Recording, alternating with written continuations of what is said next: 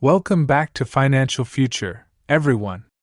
Today, I've got some exciting updates about the permanent Summer EBT program.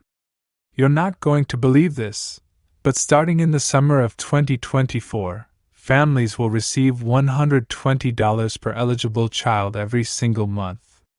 Yes, you heard that right, it's authorized by Congress to address summer hunger among children, and it's here to stay. Now, before you get too excited, there are some important details you need to know. To qualify, your state governor has to prioritize this program because states are now required to cover 50% of the administrative costs. And let's be real, most states are on a tight budget, so it's going to be interesting to see how they handle this.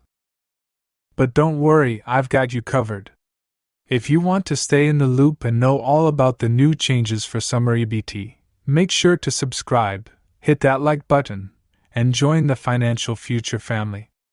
I'm here to provide you with all the information you need to secure your financial future. Now, let's dive into the nitty-gritty. Beginning in 2024, families will still receive the same $40 per eligible child per month through the Summer EBT program. This benefit is limited to students who qualify for free or reduced lunch meals from the National School Lunch Program. Whether you applied or were approved through the Community Eligibility Provision, you're eligible. But here's the scoop: the game has changed. In previous years, the government covered all the funds, but now states have to contribute 50%. It's a new era, and we'll have to see how each state decides to play this out.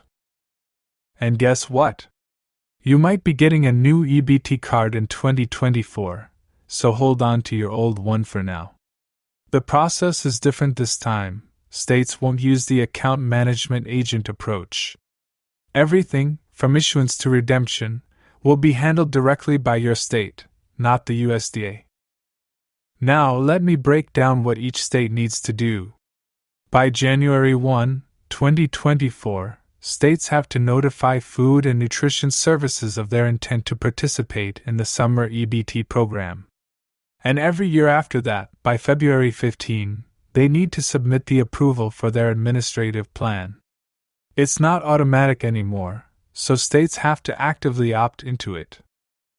Currently, we have some states on board, like Chickasaw Nation, Colorado, Illinois, Kansas, Maryland, Massachusetts, Michigan, Minnesota, Montana, New Jersey, Ohio, Virginia, and West Virginia. But stay tuned, because more states might jump on the bandwagon. Now, about those fake letters circulating, watch out for scams.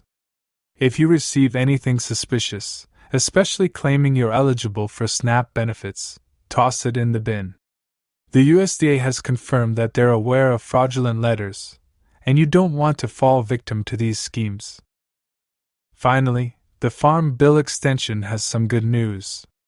The prohibition on EBT processing fees for SNAP purchases at certain retailers continues for another year. This is a win for us, as it helps maintain the number of participating retailers in the program.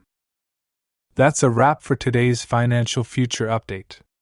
If you enjoyed this video, don't forget to give it a thumbs up, comment your thoughts down below, and hit that subscribe button. I'll keep you informed about all things related to your financial future. Until next time, take care, and I'll talk to you later.